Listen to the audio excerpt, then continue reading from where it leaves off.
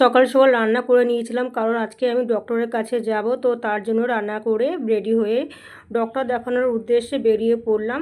তো আমি বাড়ির থেকে বেরিয়ে তো হাই রোডটা ধরে নিলাম। তো হাই রোড ধরে নিয়ে আস্তে আস্তে আমরা এগোতে থাকলাম ডক্টর দেখানোর উদ্দেশ্যে। তারপর যে রাস্তা যেখানে ডক্টর বসে সেই রাস্তার বাড়ির কাছ থেকে ডক্টরের বাড়ির কাছে রাস্তাটা ধরে নিলাম, লোকাল রাস্তাটা ধরে নিলাম। তো গিয়ে দেখি ডক্টরবাবু বাড়িতে নেই, গেট বন্ধ, তালা মেরা। তো না, ওখানে বাড়িওয়ালা বললো যে আজকে ডাক্তার নেই, বাড়ি দুদিন ঘুরতে গেছে, দুদিন পর আসবে। যাই হোক, ওখান থেকে বেরিয়ে পড়লাম আবার বাড়ির দিকে। তো যাই হোক, যেতে যেতে ভাবলাম যে কিছু নার্সারি থেকে গাছ নেব। তো কি গাছ নেব সেটাই ডিসাইড করতে করতে বাড়ির উদ্দেশ্যে চলতে থাকলাম। তো দেখলাম যে নার্সারিতে বিভিন্ন রকমের গাছ উঠেছে, কিন্তু আমার তার মধ্যে একটা গাছই পছন্দ হয়েছে, জেড প্ল্যান্টটা। যাই হোক, দামের মধ্যে পোষায়নি বলে আমি আর জেড প্ল্যান্টটা কিনতে পারলাম না বন্ধুরা। তো লক্ষ্মী জবা বলছিল, আমি বলছি না লক্ষ্মী জবা আমি এখন আর কিনবো না।